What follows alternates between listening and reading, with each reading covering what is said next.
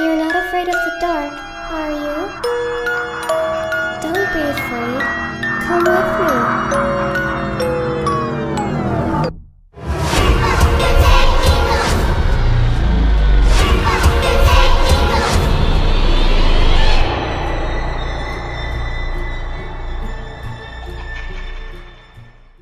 From the house on the hill, filled with thrills and chills.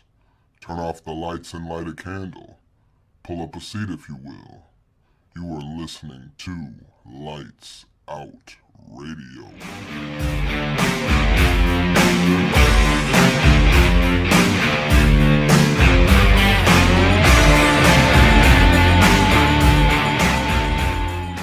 Hello, how you doing? What's up? What's happening? Welcome to another edition of Lights Out Radio. I'm your host, Justin. Thank you for stopping in, stepping by, saying how you doing, checking us out. I love it. I hope everybody's doing okay. I know the world's a little crazy right now, but I hope everybody's holding their own and holding strong. The world is just a hot mess right now, isn't it? I mean, it just seems like everything, one thing after another, just boom, boom, boom, like the domino effect. I mean, it kind of reminds me about 25 years ago or so, about 25 years ago. This kind of event and idea was referred to as the quickening. It's kind of crazy to think of now. But anyway, we have a lot going on in this show, so I'm going to jump right back to it. Now, I'm kind of besides myself and at war with myself about this episode, to be honest. I was going to save it because I was going to space them out. With this show just being fresh and new, I didn't want people to strictly think that we did cryptozoology, you know, that this was an only cryptid radio show kind of thing, because that is definitely not the case at all. We're going to be covering so much stuff on a weekly basis on this show, and I really can't wait until it's a live show. It's going to be so amazing. Really excited for that aspect of it. I really want this show to have no limits and to know no boundaries whatsoever. But I say all of that to say this. When I was doing my research on the Bill Ramsey episode, and I was looking into werewolves and everything like that, like I said in the first one, I've always been interested in that, but never really interested, you know what I mean? So I'm doing all this research, and there's so many things and different areas and different legends and lore, and it's crazy. I came up with so much data, I didn't know what to do with it, and I didn't want my first episode to be like a 3-hour episode, you know what I mean? I don't know if I was ready for all that, and I didn't know if I wanted to come straight out of the gate setting those kinds of standards to have to live up to. But nevertheless, I guess we'll just consider this a 2-part episode, right? Oh, but with a quick side note, so Saturday's show I mentioned about the Halloween being delayed until next year, and Candyman has now taken that slot. It's October 16th of this year, so it's been pushed back to there, so let's hope it stands firm on October 16th, because I'm really interested to see what Jordan Peele does with this, and I heard Tony Todd's in it again, so let's just hope it lives up to the standards of the original. But now, on with the show. So as I said, I knew this was going to be a 2-part kind of show, but I did want to space them out with a variety. I was going to do like 3 shows in between them, but I figured I'd just get it off my chest while it's still freshly absorbed, and that way I'm still kind of up to funk with it and on point. So when we come back from our first commercial break, we're going to jump into a few mysterious and unexplained animal attacks, as well as physical evidence from an unknown animal down in Mexico. Stay tuned, you're not going to want to miss it.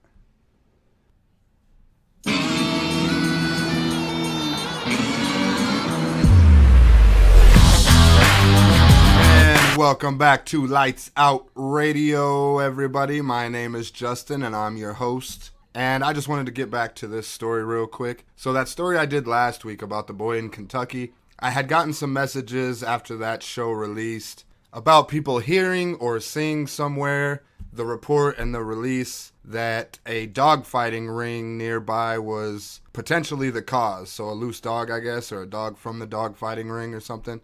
Now, I will say that I, too, have heard this story, but I have not seen any physical evidence, any kind of press release, or any kind of anything physical. It's just kind of word of mouth. So if somebody was to have some kind of physical evidence, I would love to see it. Thank you for that. Now, I would just like to take a second to welcome everybody tuning in from Mob Talk Radio.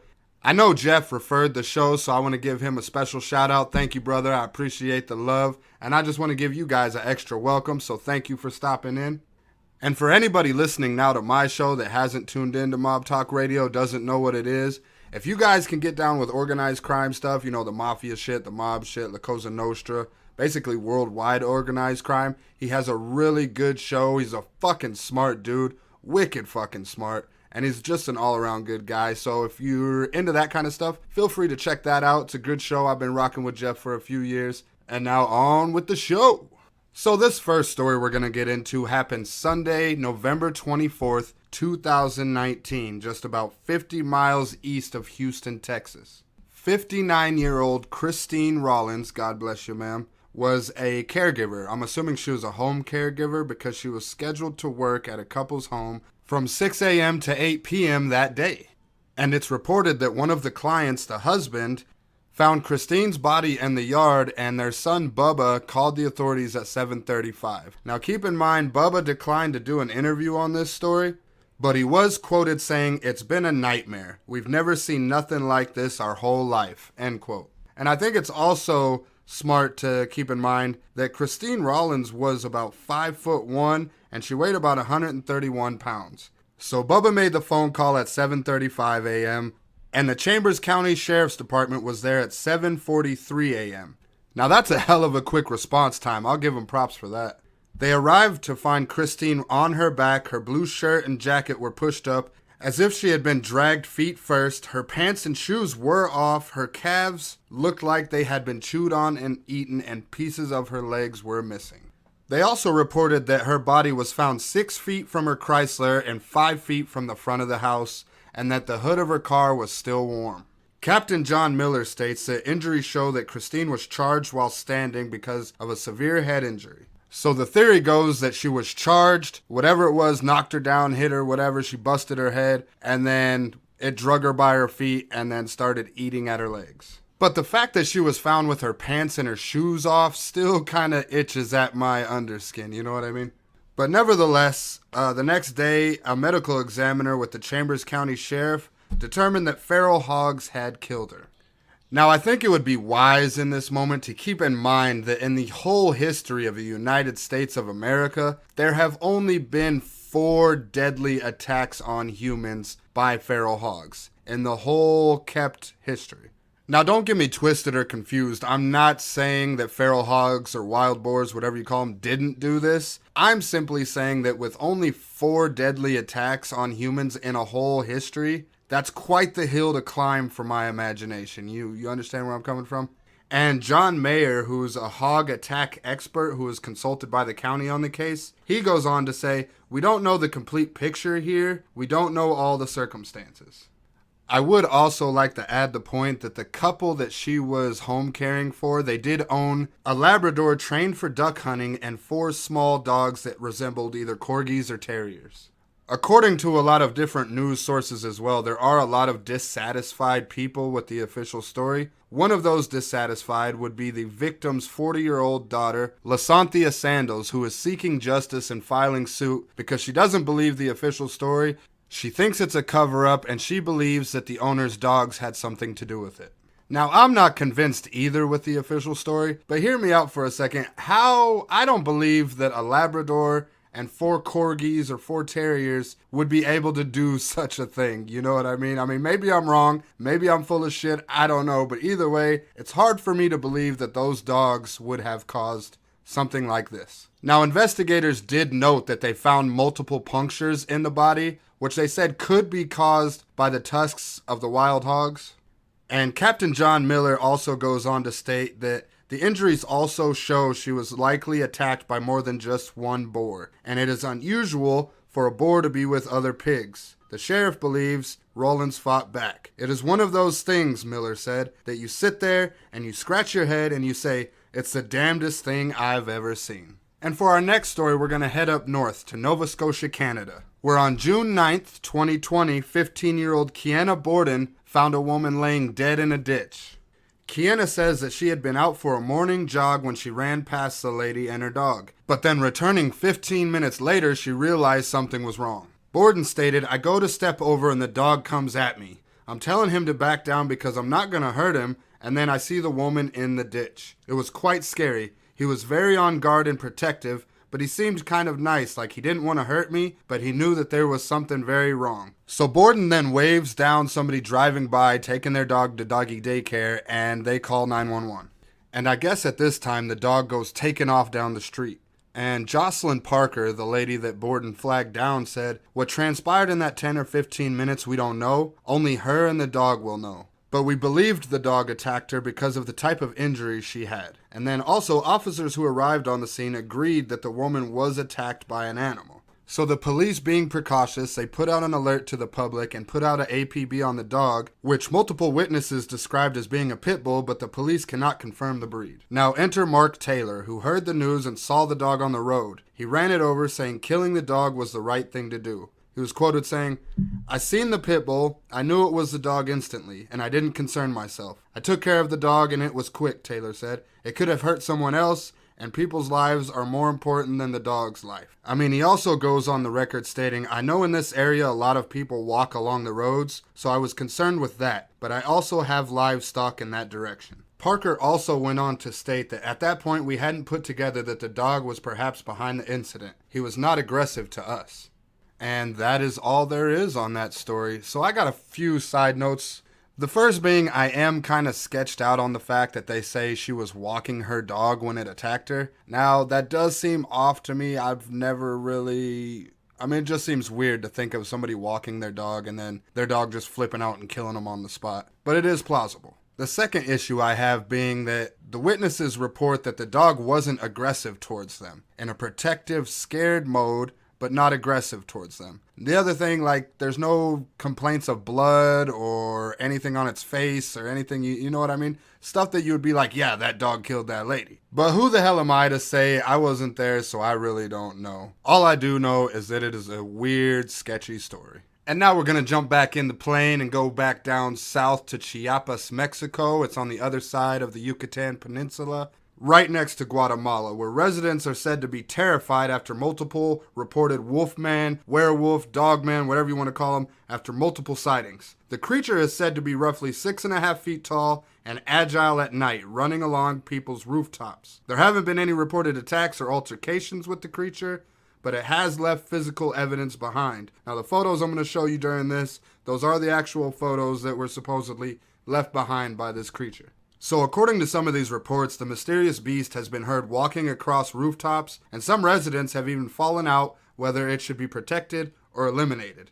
There have also been reports of gunshots at night, prompting a local police investigation. One local resident took to Twitter and said for the second night they do not sleep. This time the media and reporters report shooting into the air from homes and people who hear loud wailing like howling. One pastor has asked residents to place candles outside their homes to help calm things down. According to a psychotherapist, the most likely explanation is collective hysteria, exasperated by the coronavirus pandemic lockdown. They were quoted saying it's easier to be afraid of something you know compared to something you don't know, and that this collective panic could be projecting itself in the form of a mythical creature. Now, as I've said before, I've always been in awe of the whole werewolf mythology, the legend of it. It's always been kind of cool to me. But I never even thought for a split second that stuff like this actually existed and was going on until I started doing research for the last episode. So it's crazy to me. Secondly, I'm not really a fan of the whole dogman name. I mean, it is what it is. Who am I to change anything or say, no, it should be this? It just doesn't, I don't know, it just doesn't sound right to me. But that's neither here nor there. I digress.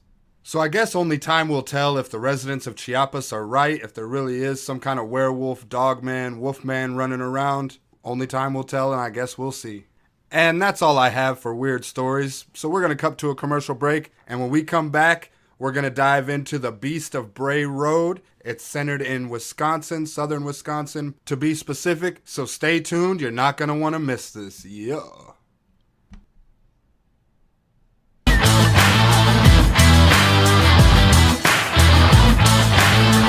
And welcome back, everybody. You are listening to the Lights Out Radio. And I'm Justin, your host. I'm just clowning on the mic, man. So we're going to get into the Beast of Bray Road. It's centered around Elkhorn, Wisconsin, which is around southern central Wisconsin. And there's a lot of sightings in southern Wisconsin and in Wisconsin in general, actually. But this story in particular really put a stranglehold on my curiosity. So after I did all the research I could, I made a few calls, kissed a couple hands, shook a couple babies, and I got some people up there that I need to go talk to and do some investigation of my own. But due to travel plans and the pandemic, that investigation has been delayed, unfortunately, only for a couple months. But I do want to thank those people for being generous enough to help me out with this. And I would also like to take a quick second to pass along a message. If you are going to go up there to investigate and try to check this thing out, remember a few things, okay? So this thing is supposedly some big ass 7-foot monster. So keep your safety in mind at that point. And another thing, don't go wander onto somebody's property without asking them. That's a good way to get your ass shot if we're going to be straight up about it. And the last thing to keep in mind that was kind of requested from the people I spoke with, don't steal the Bray Road sign. Don't be a jerk off. Don't be that guy. If you want to take a picture with it, take a picture with it. But don't steal it, man. That's ridiculous in my opinion. So there are literally hundreds of reports of wolfman, dogman, werewolf looking beasts all over Wisconsin, right? Now the first one goes all the way back to the first settlers in Wisconsin who described canine creatures who would attack and then vanish without a trace. Now, I'm just thinking out loud, but there is somebody who came up with a connection that I found really interesting. So they took a map of all the native effigy mounds in Wisconsin and then overlaid a map of these dogman, wolfman sightings. And it is crazy, absolute crazy, the coincidence of how a lot of them correlate together. I just wanted to make a note of that. I thought it was pretty cool. Now, the first ever actual recorded sighting of the Beast of Bray Road was in 1936. So the reports say that this man was driving along Highway 18 east of Jefferson, Wisconsin, when he saw something digging in an old Indian mound. Kind of curious, right? He goes on to describe it as being a part wolf, part man-looking creature, about 6 foot tall, covered in hair, and standing upright. Now, you can call me stupid, wrong, or crazy, but I really believe there's some kind of correlation between these Native American effigy mounds and these sightings. I really do, especially with that first report where he said it was digging in the mound. Seems kind of weird to me. And I'll probably say this a million times within the lifespan of this show.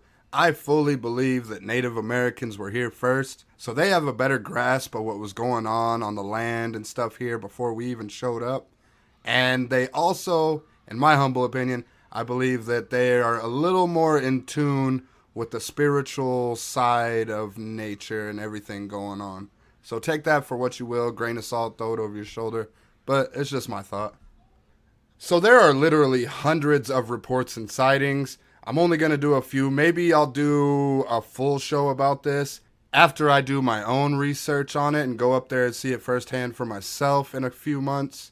So stay tuned for that possibility. But I also want to take this time to commend Linda Godfrey on her work, all her hard work, all the hours she's put in, all the books she's written about it. I would say she is probably the leading expert on the Beast of Bray Road. And you can't really talk about the Beast of Bray Road without talking about Linda Godfrey. So there's that. Congratulations, commendations, salutations. Good job, Linda. Thanks for all the hard work. So we're going to fast forward to October 31st, Halloween night, 1991. A woman named Doris Gibson was driving along Bray Road. She reports coming upon the intersection of Bray Road and Hospital Road when she reached down to change the radio station. She felt the front right tire come off the ground like she had hit something, right? So she gets out of the car to check it out. She doesn't see anything on the road behind her car. She doesn't see anything on the road at all, nothing on the side of her car. And then she looks down the road and she sees this big, she said she doesn't know what it was. She said she couldn't really see it, but she saw this big, hairy, bulky beast just ripping, just roaring right at her, just coming straight at her, right? So she jumps in the car. She tries to drive away. The beast jumps on the back of her car, on her trunk, but it's being, it's Halloween in Wisconsin. It's probably snow. It's wet, she said. So it fell off the trunk onto the ground and she raced away. Now, later on that night, she's passing the scene again. She's taking a young girl trick-or-treating when she sees something large on the side of the road. Now, she sees it start moving and she recognizes it as the creature from earlier. So she tells the girl to lock the door and she speeds away. Now, the next day, she's telling the neighbor the story and shows her the scratches that are left on the trunk of her car from where the creature jumped on the car. Now, she goes on to say that she doesn't know what it was for sure. She thinks it might have been a bear because of its size, and it was really angry at her for hitting it with her car. All she knows for sure is that it was bigger than her, it was super angry, and it left scratches on the trunk of her car from where it jumped on it. Lori Andreezy was driving down Bray Road in 1990 when she saw something kneeling on the side of the road. It looked like it was eating something, she said. So she was pulling up on it, she was coming up from the backside of it. She slowed down because she thought it was a person, and then when she was passing it, she knew it wasn't a person because she saw the pointy ears. She described it as having really big claws, holding the roadkill it was eating like it had elbows, and kneeling on both knees like a human might do. So based on Lori's account and description, Linda Godfrey had drew up a composite drawing of what Lori had seen. So another account not far from Bray Road was involved with Tom Brichta and his buddy Scott. They were cruising down Route 106. He said they were listening to old tunes, jamming out, just cruising, you know what I mean, when they saw a beast-like creature crossing the road standing on its hind legs. Now Tom reports that when they pulled up on it, it raised its right hand in the air and stared at the car kind of nonchalantly. He said it made eye contact with him and his buddy Scott and gave him a sneer like it was challenging them. Like, yo, like you see me, what are you going to do about it kind of sneer, he says. And then they tried to pull off and it scratched the passenger side of the car. Tom's buddy Scott made the statement that he was big, it was intimidating, and he was scared of its appearance. And the last account we're going to run through is back in 2006 with Steve Kruger. Now, he got out of college and he got a job immediately with the sanitation, clearing the roads of deer and roadkill. So Steve reports that he's driving down the road working. It's a cool, nice evening. He said he comes across this 80-pound dead doe carcass laying in the road. So he gets out of the truck, he drops the tailgate, picks up the doe, he's thrown it in the back of the truck. And then he gets back into the cab of the truck, breaks out his clipboard, and starts doing the paperwork, right? So he's sitting there filling out the paperwork for this, and then he feels the truck shake. He said he thought it was maybe the wind, so he kind of ignored it and went back to filling out his paperwork. But then he felt the truck shake again, and he said it felt like something really heavy got into the bed of the truck. So he turns around and shines his flashlight out of the window, out of the back of the cab, you know what I mean, facing the bed of the truck, and he said that's when he saw the creature. He goes on to describe the creature as being about 7 foot tall and having a huge wolf head on top of a bear's body. It's at this point where he says the creature notices him, so starts making a move for the front of the truck where he is. So fight or flight kicks in, he says flight, so he hits the gas, tries to take off, and the beast ends up jumping out of the bed of the truck.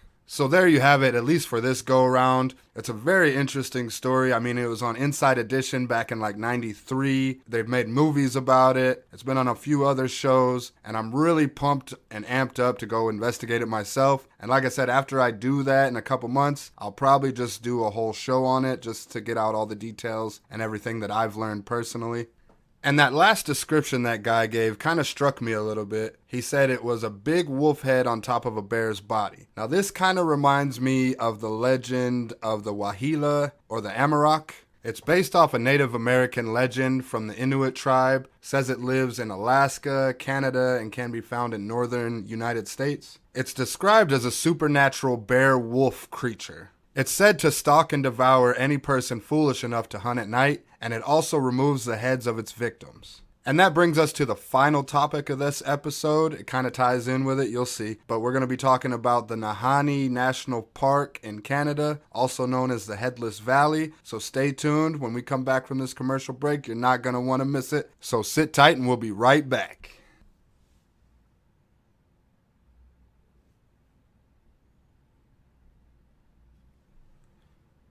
And welcome back to Lights Out Radio. Thank you for sitting tight and holding on. So we're going to get into this now. Deep in the Northwest Territories in northern Canada, there's a Nahanni National Park Reserve. Now in that park, there's something called the Nahanni Valley, also known as the Headless Valley, also known as the Valley of Headless Men, also known as the Headless River. Now the Nahanni Valley is only accessible by river, plane, or foot, with deep canyons, hot springs, a lot of turbulent river water, white water, and a huge waterfall. Now, this area was occupied by the Native American Dene tribe, and according to their tradition, the Nahanni Valley was inhabited by a nomadic warlike tribe called the Naha. Now, the Naha were ferocious warriors who frequently descended from their mountain homes to raid Dene settlements. And after suffering a number of devastating incursions, a party of Dene braves took to the warpath, right?